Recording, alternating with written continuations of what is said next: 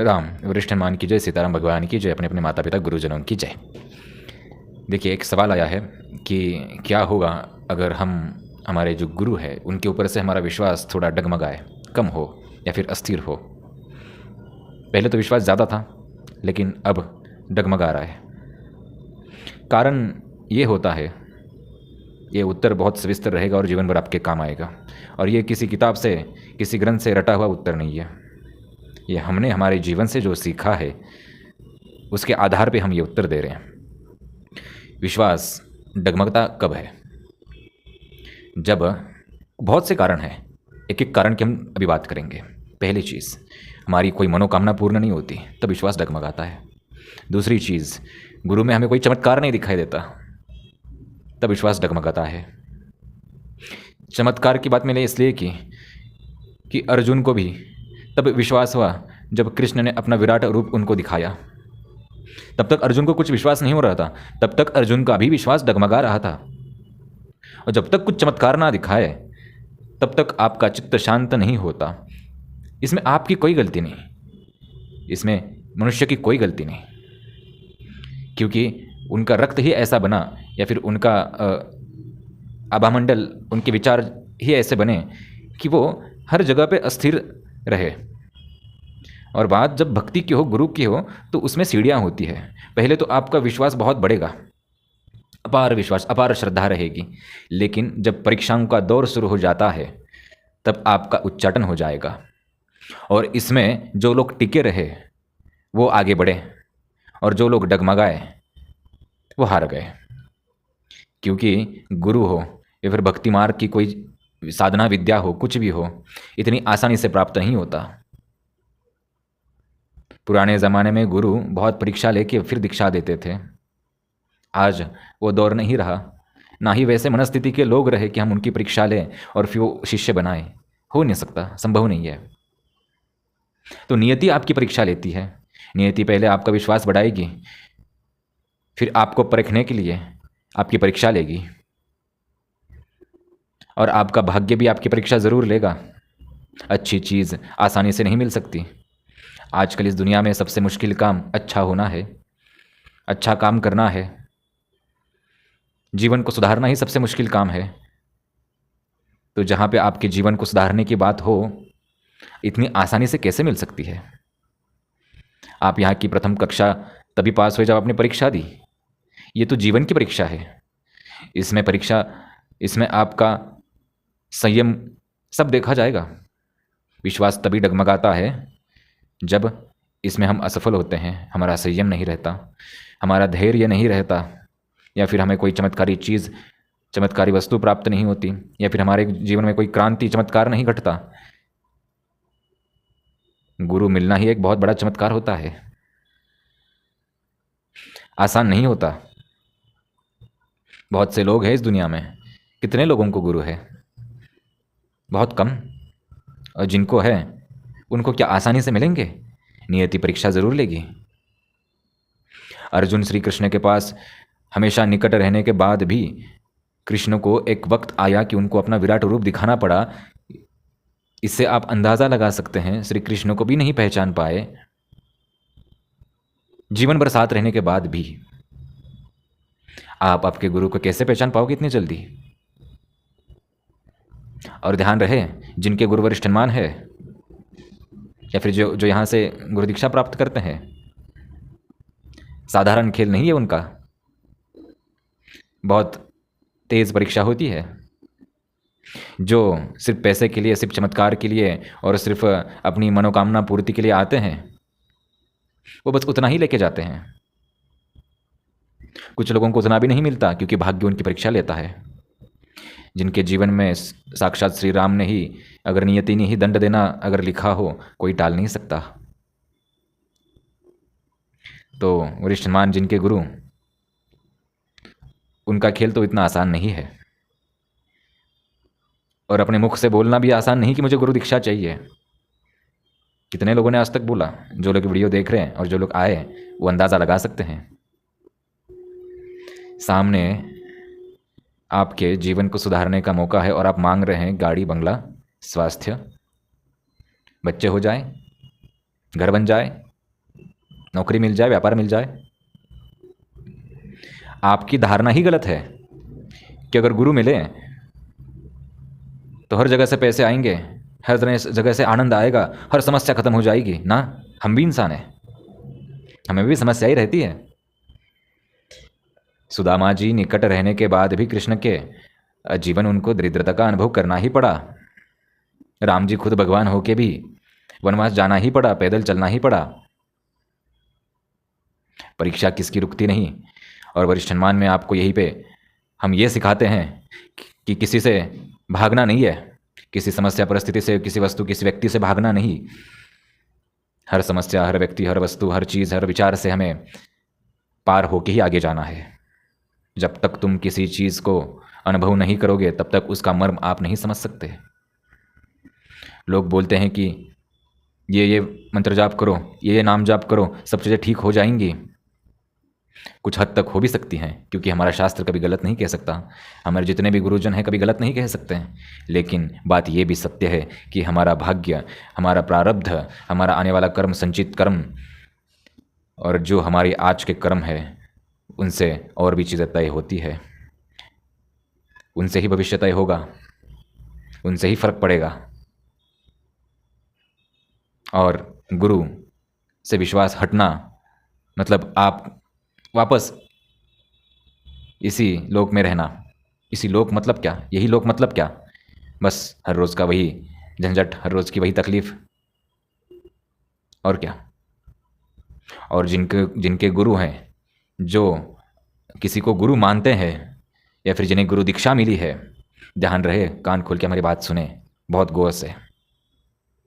अगर गुरु आपके सामने प्रत्यक्ष हो और फिर भी आपके मन में कोई इच्छा प्रकट हो रही है, इसका मतलब साफ है आप अभी भी गुरु को नहीं पहचानते। अभी भी आप शून्य का भाव अनुभव नहीं करते। जब गुरु सामने हो तो और क्या चाहिए? ब्रह्मा विष्णु महेश साक्षात सामने खड़े हैं। अगर कोई मुझे पूछे कि आपने ब्रह्मा विष्णु महेश को देखा, हम ताल ठोक के बोलते हैं हाँ देखा। आपने किसी भगवान को देखा? हमने 33 करोड़ जितने कोटि भगवान हैं उनको देखा। हमने सभी भगवानों को देखा है, क्योंकि अगर हमारे गुरु हमारे समक्ष सामने खड़े रहें काफ़ी है। गुरु सामने खड़े रहेंगे तो देवी देवताओं को भी 100 बार सोचना पड़ता है, नियति को भी, नियम को भी 100 बार सोचना पड़ता है। कितने ऐसे उदाहरण। लेकिन आजकल आपका विश्वास डगमगाना भी जायज़ है। कारण ये है, पाखंडी गुरु, पाखंडी भक्त। पाखंडी गुरु वो जो सिर्फ पैसे के लिए कुछ कुछ कथा सुनाए, कुछ कुछ चीज़ें आपको बताए, कोई चमत्कारी मंत्र आपको बताए, जो आजकल हम यूट्यूब पे देखते हैं। कोई फ़ायदा नहीं इन चीज़ों का। ये मंत्र करो तो ये प्राप्त होगा, ये नाम जपो तो वो प्राप्त होगा ना। कर्म करो। भगवान श्री कृष्ण गीता में बोलते बोलते थक गए कि बाबा कर्म करो। और अर्जुन नहीं समझ पाया अपने गुरु को इतने वर्षों से, प्रत्यक्ष हो के भी उनके रूप को नहीं समझ पाया। आप और हम घोर माया में, घोर समस्या में पड़े हैं। कहाँ से जल्दी समझेंगे? वक्त तो दो। और किसी को अगर गुरु माना तो माना, बात खत्म। उनके आगे कोई चीज नहीं। गुरु सामने खड़े हो तो किसी देवी देवता की आवश्यकता नहीं है। गुरु जो बोले वो अंतिम। गुरु ने अगर कोई तकलीफ भी दी तो भी अंतिम स्वीकार। जो बोले गुरु वो स्वीकार। भगवान शायद आपकी परीक्षा लेता होगा कि देखते हैं ये प्रत्यक्ष गुरु पे कितना विश्वास करता है। अगर प्रत्यक्ष सामने खड़ा जो गुरु है, ब्रह्मा विष्णु महेश है, उनके ऊपर ये विश्वास ना कर पाए तो मुझे देखने के बाद, मैं मिलने के बाद मुझ पे कहां से विश्वास करेंगे? ये माया, ये बुद्धि, ये अहंकार और अलग अलग फैंसी गुरु, बस इन्हीं उलझनों में हम फंसे हैं। जो जितना फेमस टीवी पे वो इतना बड़ा गुरु, उतना बड़ा गुरु।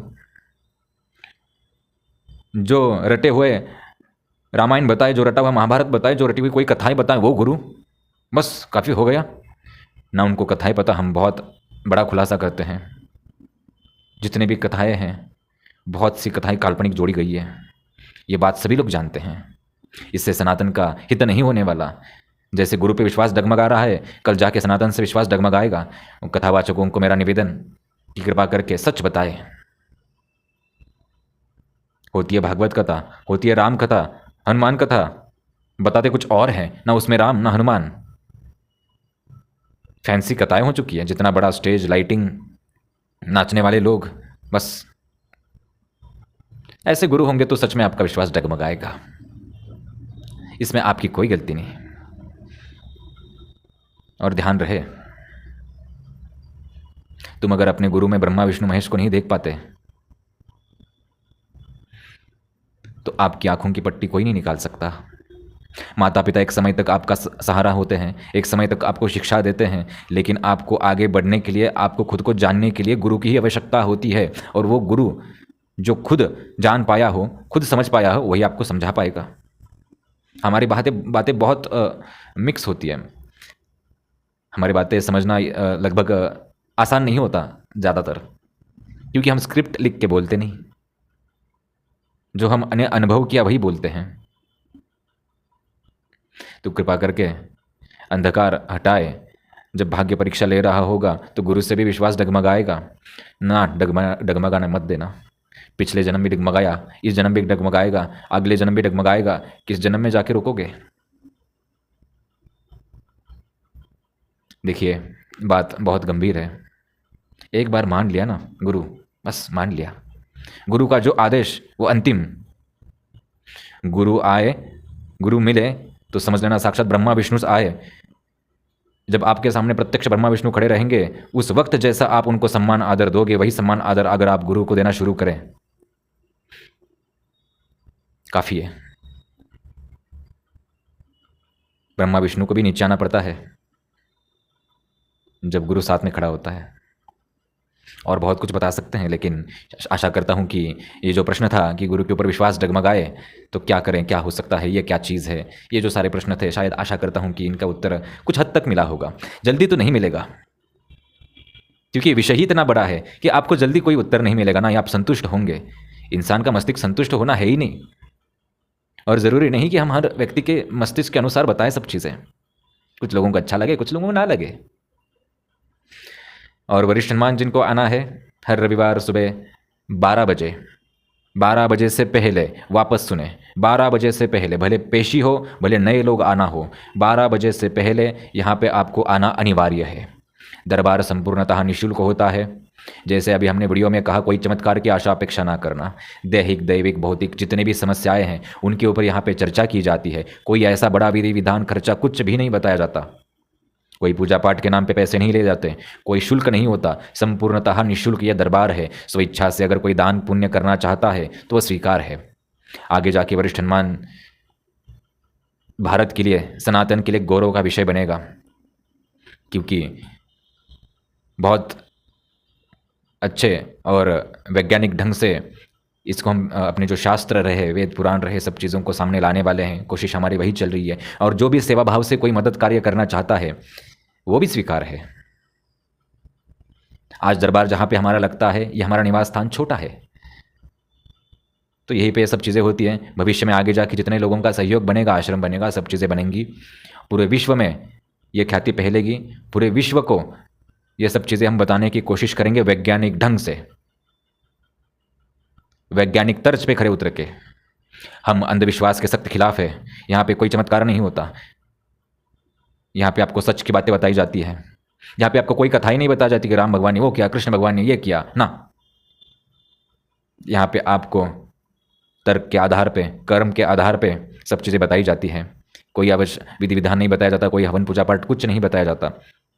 हाँ, इन सब का जतन करना आवश्यक है। हवन सब करें, पूजा पाठ सब करें, लेकिन हम इसलिए बता रहे हैं कि किसी को लगता है कि क्या गुरु जी के पास हम जाएंगे, महाराज जी के पास हम जाएंगे तो कितना खर्च आएगा, कितना बड़ा विधि विधान वो बताएंगे। देखिए, इस विषय में मैं बता रहा हूँ कि यहाँ पे कोई विधि विधान हम बड़ा खर्चे वाला नहीं बताते। ज़्यादा से ज़्यादा 100 रुपये, 200 रुपये, 300 रुपये, इससे बड़ा विधि विधान आज तक हमने किसी को बताया ही नहीं। वो भी हमें नहीं देने होते पैसे। हमने कुछ बोला कि जाओ ये विधि घर में करो, तो इतना खर्चा, बस वही चीज़ें हैं।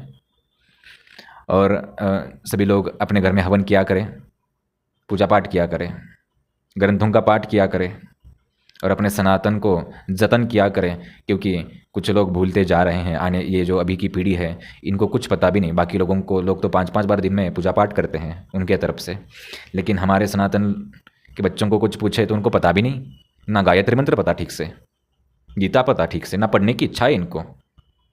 तो बहुत दुर्दशा हो रही है सनातन की। और ये कथावाचक और ये सब जो लोग हैं, चमत्कारी लोग, ये बात आप लिख के रखिए, ये बात कभी झूठी नहीं साबित होने वाली। ये आगे जाके हमारे भारत को और सनातन को बहुत बड़ा अपमान और बहुत बड़ा आघात पहुंचाने का काम करेंगे।